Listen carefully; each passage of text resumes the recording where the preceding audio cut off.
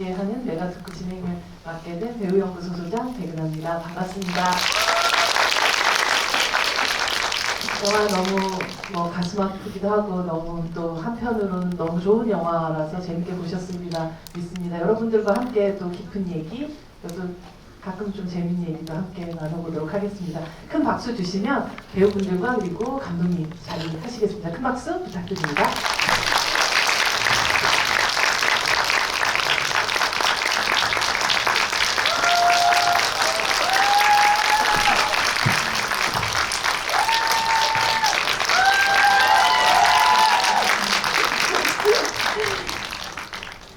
네, 저희 자리 앉아서 인사를 드려보도록 하겠습니다. 개봉 날이에요, 드디어. 그죠? 정준희 감독님부터 오늘 꽉 채워주신 관객분들에게 인사 말씀 먼저 부탁드립니다. 안녕하세요. 늦은 시간 영화 끝까지 봐주시고 또 이렇게 얘기 나눌 수 있게 되어서 너무나 반갑고 고맙습니다. 고맙습니다. 박수 부탁드립니다. 네, 안녕하세요. 영화에서 다음 소위에서 유진 역할을 맡은 배두나입니다. 진짜 개봉 첫날, 오늘 개봉 첫날이죠? 개봉 첫날이요. 네, 개봉 첫날 와서 영화 보러 와주시고 또 저희 많이 버벅거릴지도 모르지만 얘기 들으러 와주신 여러분들 감사합니다. 안녕하세요. 저는 다음 소위에서 소위 역할을 맡은 김시은입니다. 감사합니다. 오늘 개봉 첫날이어서 진짜 많이 떨렸는데 이렇게 오늘 끝까지 함께 해주셔서 너무 감사하고요. 생각보다 시간이 많이 늦은 시간이더라고요. 그럼에도 저 이렇게 함께 얘기할 수 있는 좋은 자리인 것 같아서 즐겁게 얘기하겠습니다. 오늘 와주셔서 너무 감사합니다. 저희 사실 개봉 첫날에서 되게 파이팅이 넘쳐서 들어오긴 했는데 여러분들은 사실 이 영화를 끝까지 보고 마지막에 엔드 크레딧이 올라간 상황에서 딱 마주하니까 아마 지금 살짝의 온도가 조금 다를 수도 있겠다라는 그런 생각이 들어요. 좀 곱씹어야 되는 부분. 처음 보신 분들도 계시고 뭐 한 번 정도 더 보신 분들도 계시지 않을까 싶기도 하거든요. 처음 보시는 분들. 네. 부산영화제에서 또 해서 뭐 이렇게 2번 이상 보신 분들. 그래도 꽤 많으신 분들이. 네. 저도 한 3, 4번 정도를 본 것 같은데 보면 볼수록 새로운 것들이 보이는 그런 영화였던 것 같아요. 배두나 배우님은 이야말로 사실은 오늘 가장 기다려왔던 사람이 아닐까 싶기도 하거든요. 왜냐면 이 영화가 작년 칸느 국제영화제에 갔을 때도 그리고 작년도 부산국제영화제에 처음 소개됐을 때도 이 자리에 또 안 계실 수밖에 없는 외화벌이 하고 계신 산업연구이시기 때문에 드디어 한국에 와서 이 완전체의 그 배우들과 그리고 감독님과 함께하는 또 이 순간이 주는 뭔가 감격스러움이 있지 않을까 싶기도 하거든요. 네, 진짜 외화벌이를 하느라 2022년도는 제가 자유롭지 못했습니다. 그래서 이 영화가 칸느를 시작으로, 그러니까 사실은 영화 촬영 딱 끝나자마자 제가 다음 영화를 LA에서 찍었거든요. 작년 2월이었죠? 예, 작년 2월 말에 2촬영이 끝났고요. 딱 이맘때쯤 찍고 끝났어요. 그리고 저는 3월 3일날 바로 이제 출국을 해서 10월 달에 왔거든요. 칸느에서부터 사실 후시 녹음부터 포스트 프로덕션부터 아무데도 제가 참여를 하지 못하고 부산 영화제는 꼭 오고 싶었어요, 솔직히. 너무나 와서 극장에서 영화 보고 확인하고 싶었는데 아무튼 굉장히 외로운 시간을 보내고 이번 몇 주 동안 이제 홍보 프로모션을 돌면서 간신히 제외하는데 되게 기분 좋더라고요. 너무 반갑고 집에 돌아온 느낌이고 되게 즐거운 몇 주였습니다. 네. 또 두나 배우의 등장과 함께 김시은 배우는 홀로 외로운 질주를 해왔던 그 또 시간을 거쳐서 굉장히 또 반갑게 이 완전체의 홍보 프로모션의 그 시간들을 즐기셨지 않았을까 싶기도 하거든요. 사실 제가 이제 영화를 보셔서 아시겠지만 배두나 선배님하고 호흡을 맞추는 장면이 별로 없어서 개인적으로 너무 아쉬웠어요. 근데 이렇게 홍보 활동을 하면서 선배님이 옆에 계시고 하니까 아 역시나 너무 든든하더라고요. 그리고 무엇보다 진짜 제가 배두나 선배님을 평소에도 너무 좋아하지만 이제 또 홍보 활동을 하면서 뭔가 사람 배두나 선배님의 모습을 직접적으로 느낄 수가 있었는데 역시 제가 생각했을 때는 너무 건강한 에너지를 가지신 분이고 그리고 엄청 순수하신 분이라는 생각이 막 드는 거예요. 그래서 제가 배울 점이 너무 많고 이래서 홍보 활동을 너무나 즐겁게 하고 있습니다. 아니 진짜예요 근데 선배님. 그게 진짜 홍보하면서 짱이거든요. 가장 심쿵했던 순간이 있다. 아 너무 많은데요? 이거 하나만 고를 수가 없거든요. 네.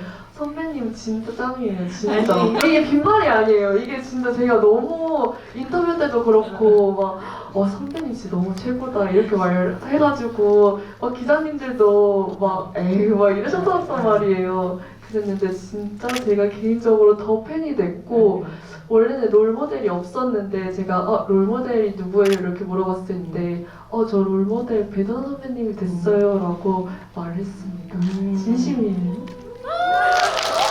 없던 롤모델도 만드시는 분이 됐군요. 근데 사실 뭐 존경한다 이런 표현 쓸 줄 알았지만 건강함이라는 표현을 이렇게 건강한 젊은 배우가 또 하는 존경은 당연한 마음이어서 아니 그 건강한 기운들 같은 게 사실은 있기 때문에 이 영화가 사실은 우리에게 이만큼 편안하게 또 다가올 수 있었던 것 같아요. 아니면 너무나 좀 괴로운 부분들도 되게 더 많았을 텐데 어쩌면 감독님이 배우를 캐스팅할 때부터 이미 이 건강함이 이 영화의 어떤 플러스가 될지를 계산하시고 생각하셨지 않았을까 싶기도 했어요. 감독님은 또 사실 뭐 딱 이맘때 진짜 촬영 끝나고 또 그간의 많은 뭐 영화제라든지 혹은 또 관객들한테 보여줄 뭐 기회들 같은 것들 드디어 이제 얻게 되었는데요. 사실 일반 관객들 혹은 기자들이나 이렇게 처음 선보인 이후에 가장 걱정했던 부분이 또 어떤 거였으면 그리고 또 선보인 이후에 오히려 이렇게 딱 마음이 또 놓이게 됐던 부분들 같은 것들이 무엇이었는지가 궁금합니다. 되게 운 좋게 다른 나라 관객들을 먼저 만나고 다행히도 또 그분들이 많이 공감을 해주셔서 좋았지만 사실은 우리나라 관객분들 만나는 게 너무너무 떨리고 사실 걱정도 되게 많이 됐어요.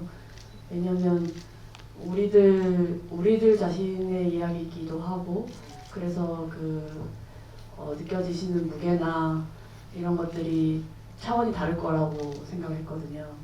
그래서 훨씬 더 까다롭게 보실 거라고 생각했고 또 낯선 형식이니만큼 이 부분을 또 어떻게 받아들여 주실지 우리가 만든 대로 봐주실지 그런 것들 되게 걱정도 많이 하고 사실은 또 분명히 그렇게 봐주실 거야 하고 기대도 하고 그랬습니다.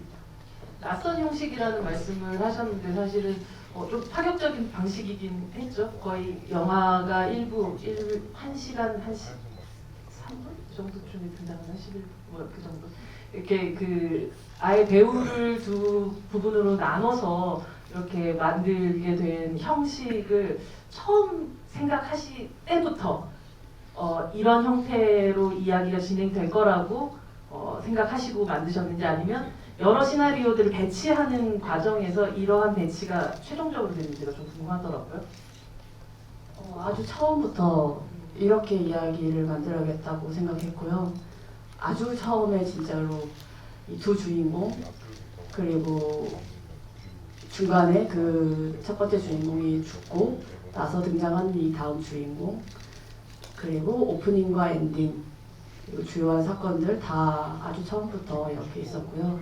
그렇게 만들어야겠다고 생각했던 이유도 단지 이 소희라는 아이 그리고 이 아이가 겪는 그 사건뿐만이 아니라 그 전에도 그리고 그 후에도 이런 일들이 계속 반복되고 있는 것에 관해서 얘기를 좀 해보고 싶었습니다.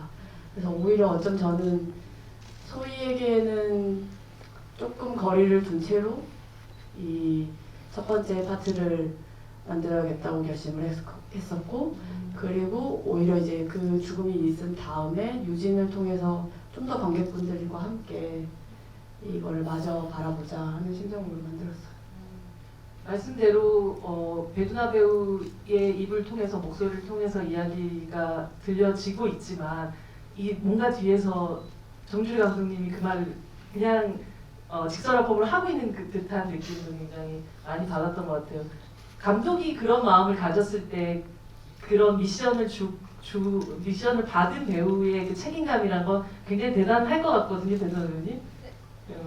말 그대로 나라는 사람의 어떻게 보면 좋은 의미로 아바타 또 감독이 지금 얘기하고 싶어하는 것을 아주 직설화법으로 얘기하는 모든 그 대사들을 말하자면 소화해 나가는 그 과정의 부담감 같은 것들은 없으셨나요?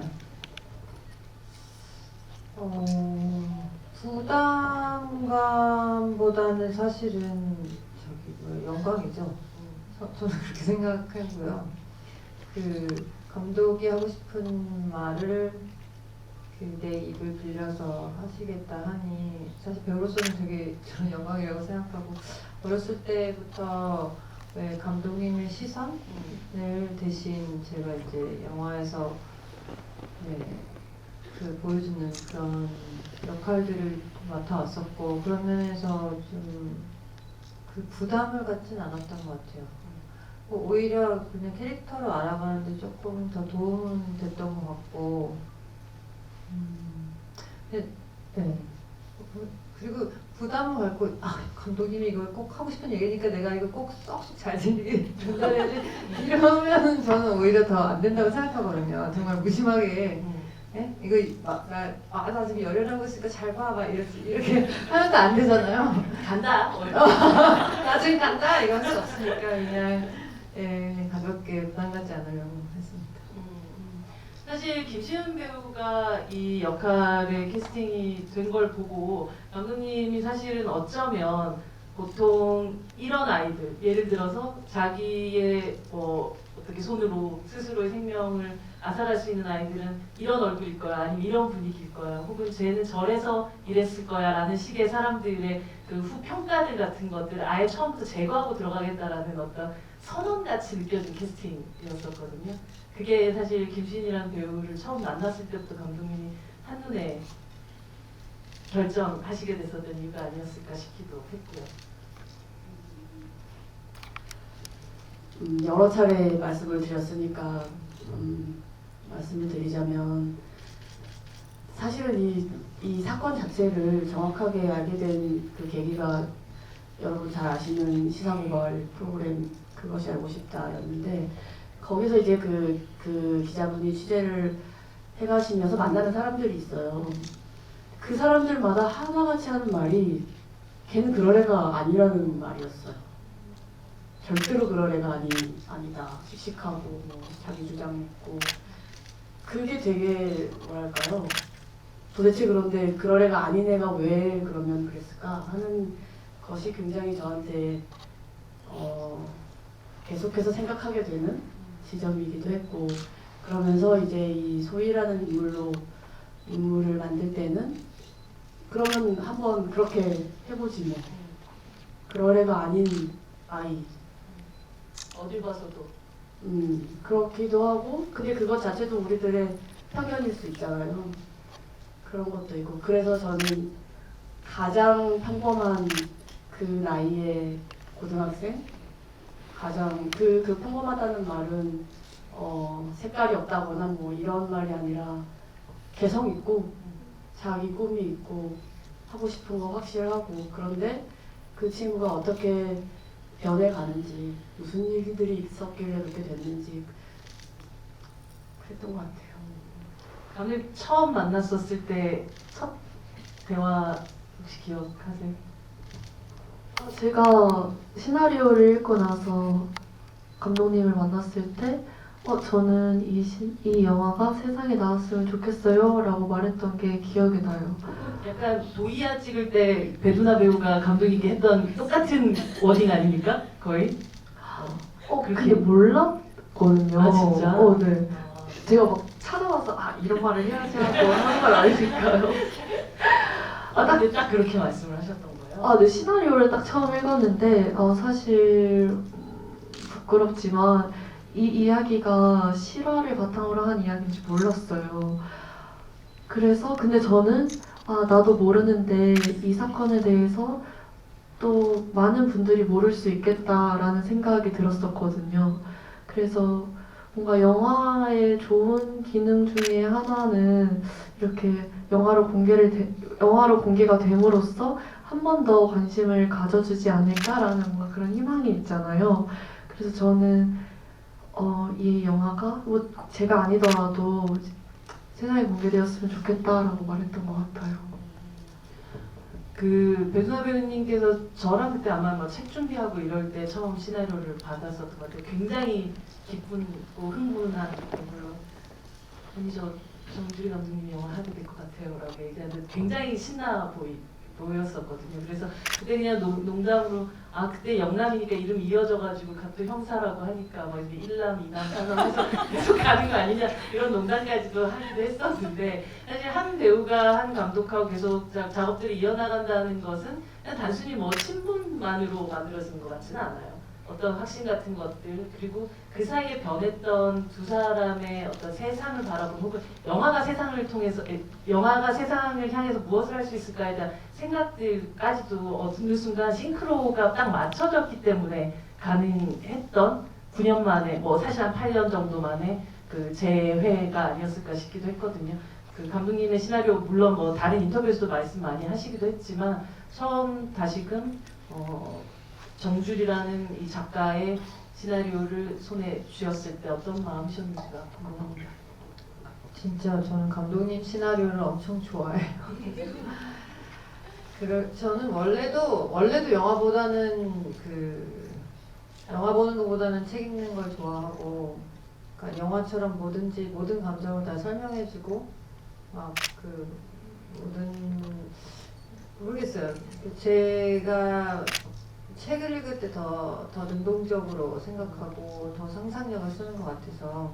근데 감독님 책이 좀 그 여백이 많고 약간 문장 하나하나 굉장히 신중하게 쓴 것 같은 그런 느낌이 있고요. 네. 그래서 제가 되게 좋아하는 스타일로 글을 쓰시는데 말씀하신 것처럼 8년의 시간이 지나는 동안 저도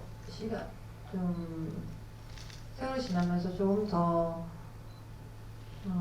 걱정하고 또 고민하고 이런 뉴스 프로그램 보면서 분노하고 이런 사건들이 쌓여갈 거 아니에요. 저도 답답한 것도 많고 그런 것들이 조금 잘 맞아떨어진 것 같아요. 이거는 되게 좋았어요. 저는 이번 시나리오가 진짜. 사실 도이아나 다음 소희 같은 경우는 어떤 신랄한 사회 고발이라는 점 같지만 도이 같은 경우는 같이 갈래? 라고 물어볼 수 있는 어떤 여지가 있는 친구라면 소희야 라고 해도 이제 같이 갈 수가 없어요. 그쵸? 네, 근데 어쩌면 그 개인과 개인들끼리 서로 할 수 있는 구원의 시대는 더 이상 믿지 않는 느낌. 그러니까 어쩌면 더 이상 늦기 전에 그 상위의 시스템들이 개인을 구조해야 되는 시기라는 걸 굉장히 감독님이 다급하게 경고하는 것 같은 느낌이 들기도 했었던 그런 변화였거든요. 지난 9년 동안, 8년 동안 감독님의 생각에는 어떤 변화가 있었길래 이 이야기는 이렇게 흘러가게 되었나요?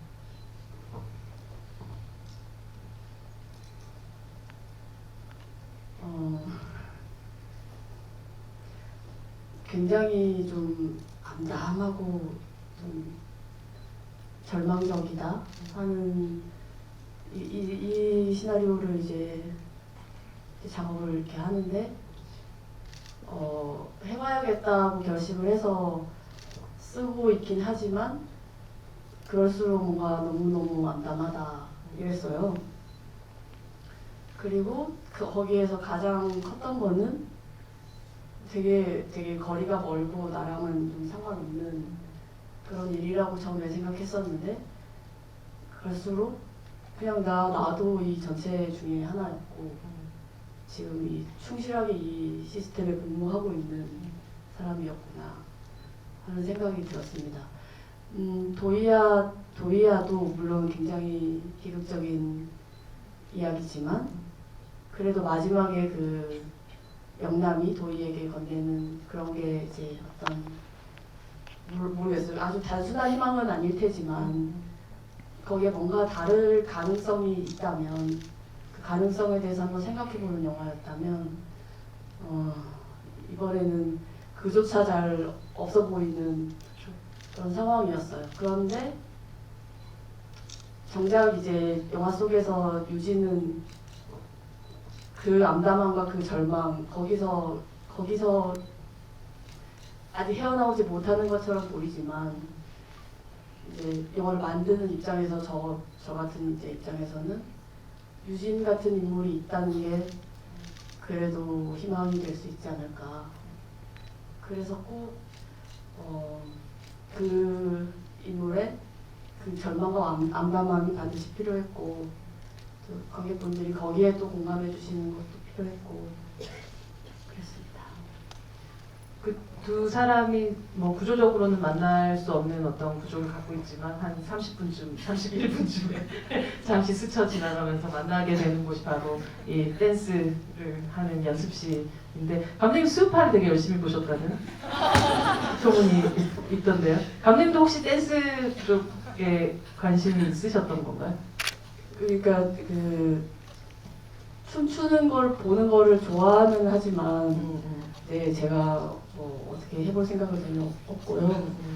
네, 근데 이렇게 누군가 춤추는 모습을 보는 건 좀 저한테 그냥 단지 좋아하는 것을 보는 거랑은 좀 다른 것 같아요. 뭔가 굉장히 좀 은밀한 구석이 있고 저한테 불러일으키는 감흥이 그렇고요.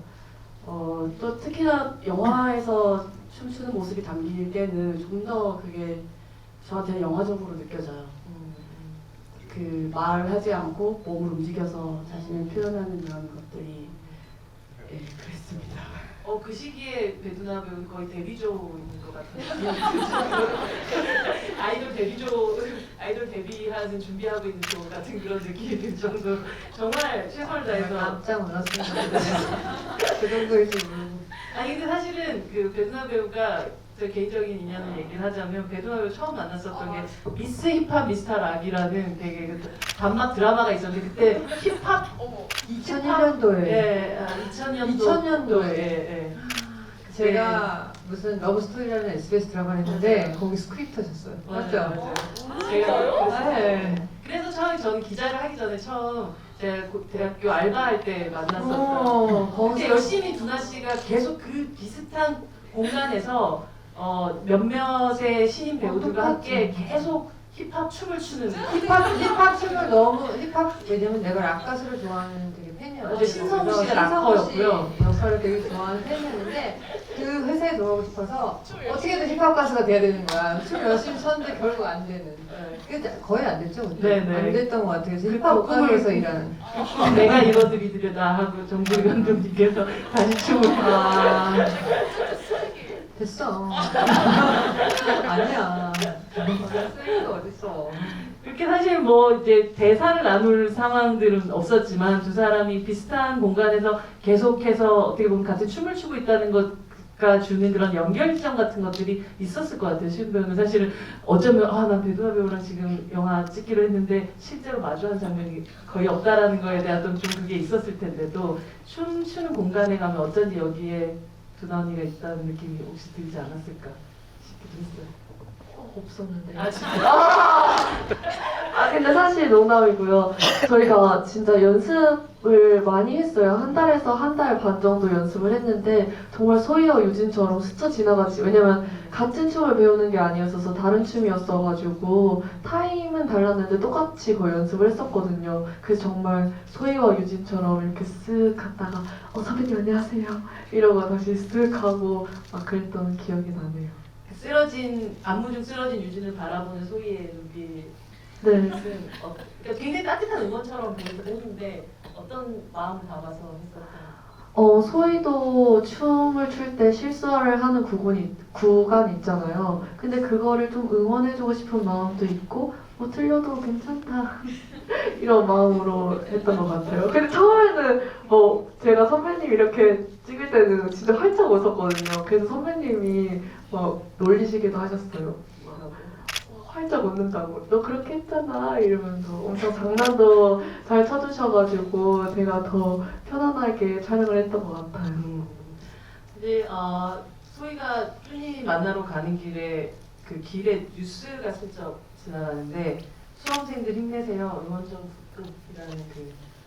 그게 진짜 촬영하는데 갑자기 나왔지는 않았을 거고 감정이 분명한 의도를 가지고 그 뉴스 장면 넣지 않았을까 싶은 생각이 들었어요. 사실 우리가 미디어에서 만나게 되는 청소년들의 다양한 방식의 어려움들 같은 것들을 입시 지옥이라든지 이런 이야기들이 굉장히 많은데 오히려 그런 것조차도 대학 입시를 준비하는 어떤 학생들한테 굉장히 더 맞춰져 있지 않은가라는 생각을 하면서 지금 소희 같이 그 고등학교를 졸업하기 이전에 이미 어쩌면 그냥 그 일하는 그 공간 이상으로 더욱더 힘든 어떤 그 곳으로 던져지게 되는 이 아이들에게 좀 더 마음을 두고 싶다라는 게 그 짧은 뉴스 장면에 좀 느껴지기도 했거든요.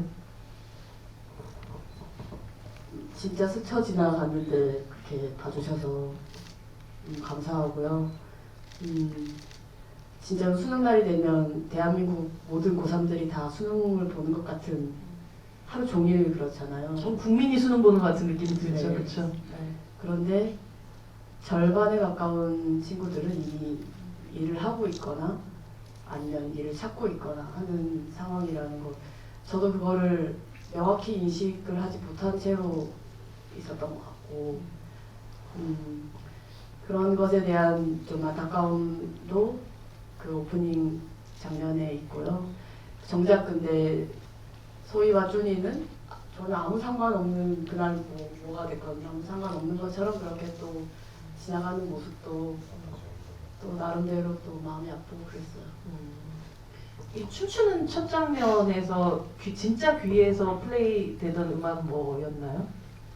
그레이님의 꿈이 뭐야라는 노래예요. 근데 되게 꿈이 뭐야 영화의 그 뭔가 대사이기도 할 것 같다는 생각이 드는 그러기도 하네요. 네. 그 감독님이 생각하고 선곡해 주신 건가? 그 레퍼런스로 삼았던 수우파의 네, 그 뭐라고 부르죠? 그 댄서들이 그 경연을 하잖아요. 그 중에 한 팀의 그 안무가 그 선곡이었어요. 그게 레퍼런스였어요. 그래서 근데 그 곡을 사용할 수 있을 거라고 기대를 못했는데 그래서 당연히 작곡도 새로 해야 되고 영화 속에 음악이 나온다면 작곡도 해야 되고 또 안무도 그래서 새로 짰고 그랬는데 결국에는 나중에 그 곡을 사용할 수 있게 되었어요. 영화에서 그렇게 해주셨어요. 그 그레이님과 그랬는데 정작 마지막에 영화 속에는 음악이 담기지는 못했습니다. 사실 이 영화는 저는 다시 보다 보니 그런 생각을 하게 되더라고요. 이 귀의 고난사에 대한 거다라는 생각. 처음에는 자기가 춤추고 싶은 그 음악을 즐겁게 듣던 이 아이의 귀에 어느 순간 고객들의 컴플레인이 들리기 시작하고 그리고 어느 순간 모든 사람들이 갑자기 인간미가 사라진 상태에서 사랑합니다 고객님이라고 하면서 당장 일을 시작하던 그 순간 소희가 귀를 막죠. 네. 그 장면을 보면서 결국은 이건 결국 그 소희라는 아이가 어디까지 참을 수 있고 어디까지 갔나를 귀의 순환사를 통해서 보여주고 있다는 생각을 했던 것 같아요. 그래서 감독님이 이제 사실 그 음악이 쓸 수 있음에도 불구하고 들려주지 않았던 건 그냥 소희의 귀에만 듣게끔 만들기 위해서였던 거겠죠? 네. 맞습니다. 이런 것도 있었어요.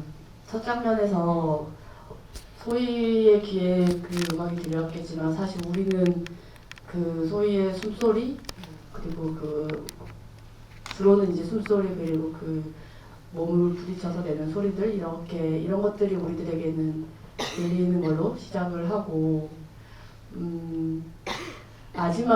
마지막 장면에서는 그 소리가 전혀 들리지 않는 채로 그 영상만 남겨 있는 그 상황에서 유일하게 들리는 소리라곤 유진의 숨소리가 함께 하고 있거든요.